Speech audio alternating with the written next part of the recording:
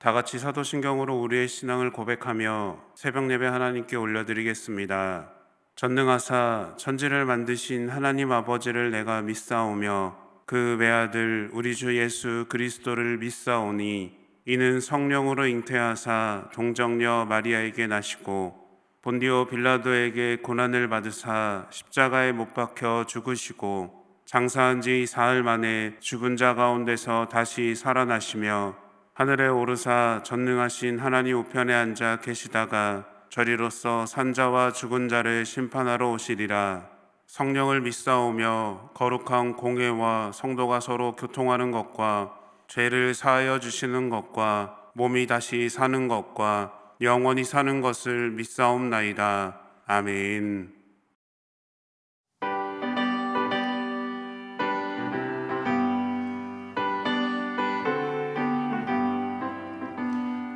사자들이여 어서 가서 어둠을 물리치고 주의 진리 모르는 백성에게 복음의 빛 비춰라 빛의 사자들이여 복음의 빛 비춰라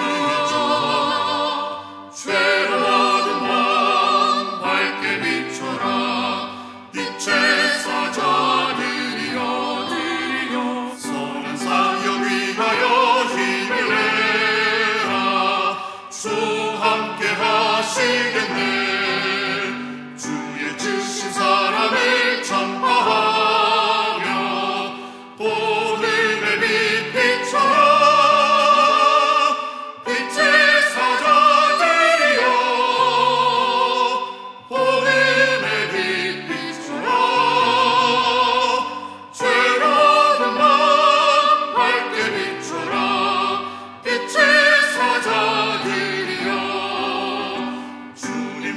하신 말 순종하여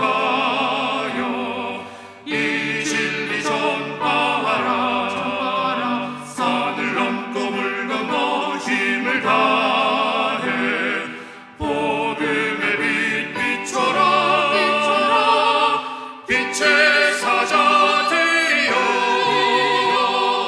복음의 빛 비춰라.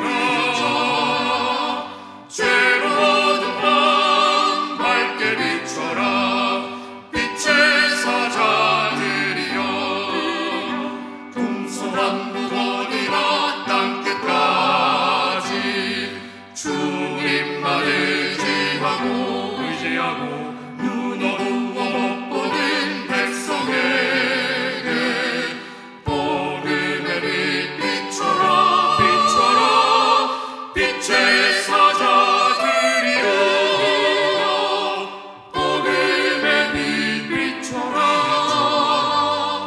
죄로 어두운 밤 밝게 비춰라. 빛의 사자들이여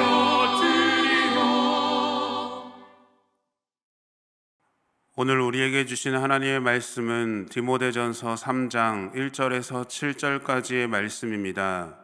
미쁘다 이 말이여 곧 사람이 감독의 직분을 얻으려 함은 선한 일을 사모하는 것이라 함이로다. 그러므로 감독은 책망할 것이 없으며 한 아내의 남편이 되며 절제하며 신중하며 단정하며 나그네를 대접하며 가르치기를 잘하며 술을 즐기지 아니하며 구타하지 아니하며 오직 관용하며 다투지 아니하며 돈을 사랑하지 아니하며 자기 집을 잘 다스려 자녀들로 모든 공손함으로 복종하게 하는 자라야 할지며 사람이 자기 집을 다스릴 줄 알지 못하면 어찌 하나님의 교회를 돌보리요. 새로 입교한 자도 말지니 교만하여져서 마귀를 정죄하는 그 정죄에 빠질까 하미요. 또한 외인에게서도 선한 증거를 얻은 자라야 할지니 비방과 마귀의 올무에 빠질까 염려하라. 아멘. 함께 기도하겠습니다. 사랑의 주님, 오늘도 새벽의 첫 시간을 주님께 드리며 우리를 믿음의 예배자로 부르신 하나님 은혜에 감사를 드립니다. 자격 없는 우리에게 십자가의 사랑을 보여주시고 우리를 자녀 삼아주신 하나님의 크신 은혜를 고백합니다. 하나님의 자녀로 이 땅을 살아가며 하나님을 기쁘시게 하는 믿음의 삶을 살아가게 하여 주시옵소서. 우리를 향한 하나님의 말씀을 기억하며 말씀이 삶의 기준이 되게 하시고 하나님의 부르심의 순종으로 살아가는 거룩하고 복된 자녀들이 되기를 소망합니다. 하나님, 우리를 인도하여 주시옵소서. 이 시간 하나님 말씀 앞에 섭니다. 하나님의 말씀이 삶의 목적이 되게 하시고 행함으로 결단하게 하여 주시옵소서. 모든 것 주님께 감사드리며 예수님의 이름으로 기도드립니다. 아멘. 할렐루야. 오늘도 새벽의 자리를 지키며 말씀과 기도의 예배자로 서신 모든 성도님들을 주님의 이름으로 축복합니다.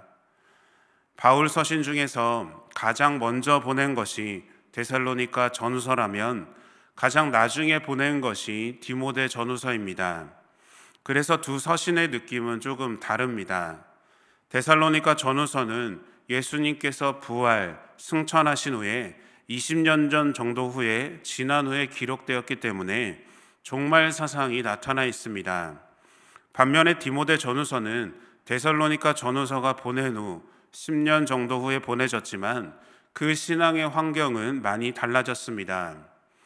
디모데 전서는 약 AD 63에서 65년쯤에 보내어졌는데 AD 64년에 로마의 대화재가 일어납니다. 그런데 네로 황제는 그 화재의 원인을 그리스도인들에게 있다고 말했고 그리스도인들은 말할 수 없는 핍박을 받았습니다. 이런 시기에 교회를 지키는 것은 매우 중요했습니다. 핍박과 오해 속에 또 이단 사상과 거짓된 가르침으로부터 교회를 지켜야 했습니다. 그래서 디모데전서는 하나님의 집, 곧 교회를 어떻게 세워야 하는지에 대한 이야기를 담고 있습니다. 한 나라에 어떤 지도자가 세워지고 통치하는지에 따라서 그 나라의 행복과 불행이 나뉘게 됩니다. 그래서 지도자의 역할이 참으로 중요하지요. 지혜로운 지도자는 나라를 안정시키지만 어리석은 지도자는 나라를 불안하게 만듭니다. 이것은 교회의 지도자들도 마찬가지입니다. 어떤 리더냐에 따라서 교회가 안정적이 되지만 때로는 불안정한 상황을 만들기도 합니다. 그래서 바울은 교회의 지도자들에 대한 중요성을 강조합니다. 바른 지도자가 세워지는 것이 교회를 바르게 세우는 아주 중요한 역할을 한다라는 것이죠. 바울은 디모데전서에서 무엇보다 감독의 직분을 먼저 다루고 있습니다. 그 이유는 교회에서 어떤 목사, 어떤 장로가 세워지느냐에 따라서 그 교회가 어떻게 세워지는지 결정되기 때문입니다. 오늘 본문은 이렇게 시작합니다. 본문 1절 말씀입니다. 미쁘다 이 말이여 라고 말합니다. 미쁘다를 국어사전에서 찾으면 믿음성이 있다라는 뜻입니다. 또 이것은 성경에서는 신실하다라는 의미를 갖고 있습니다.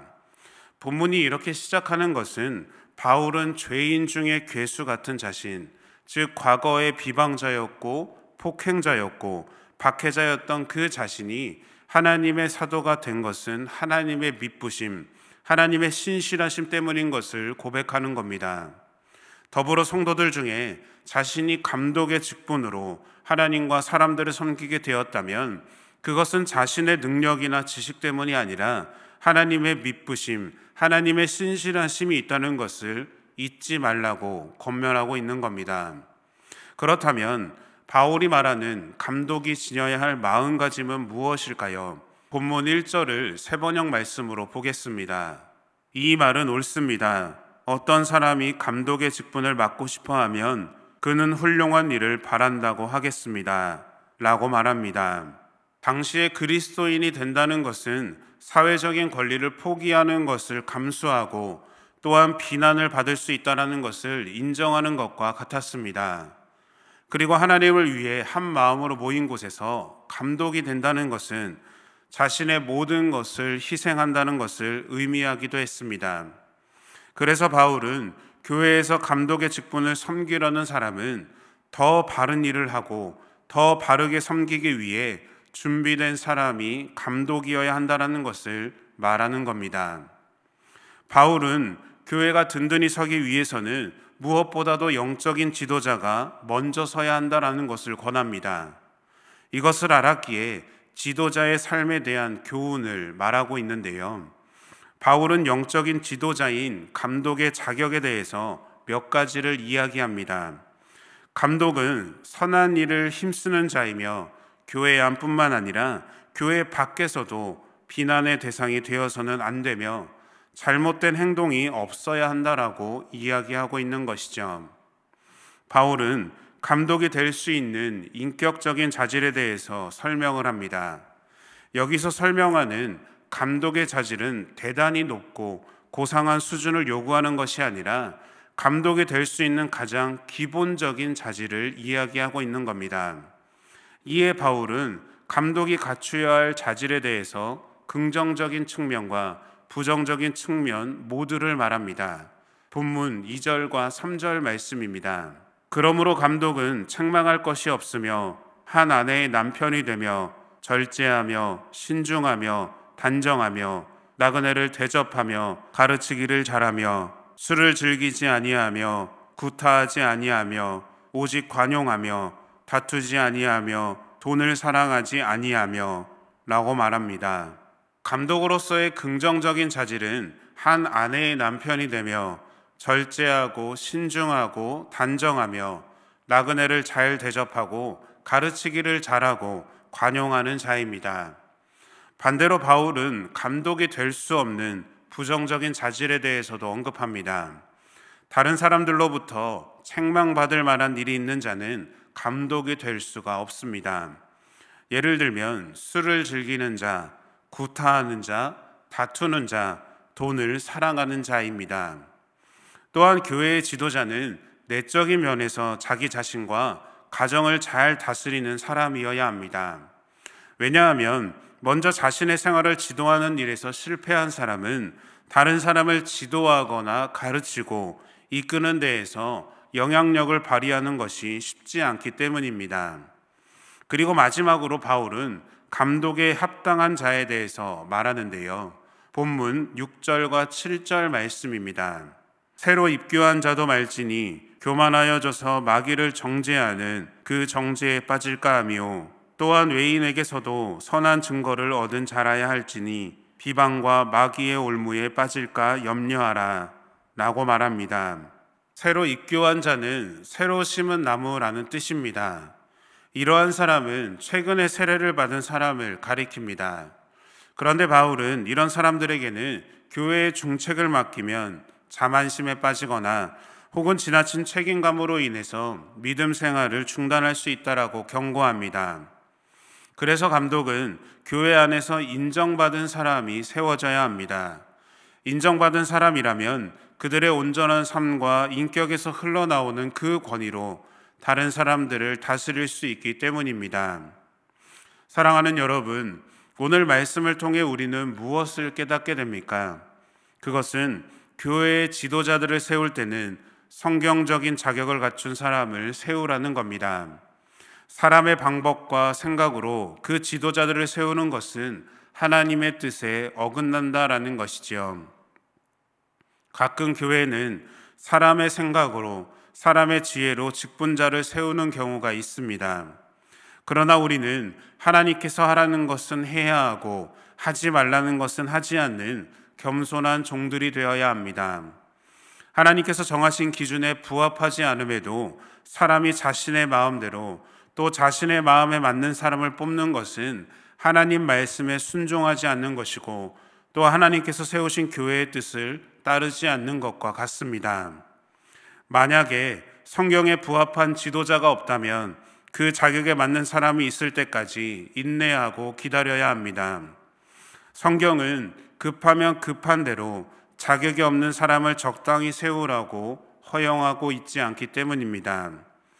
말씀의 기준에서 자격이 없는 자에게 교회를 맡긴다면 교회는 상처를 입을 수밖에 없고 그 결과로 많은 영혼이 피해를 입게 될 것입니다.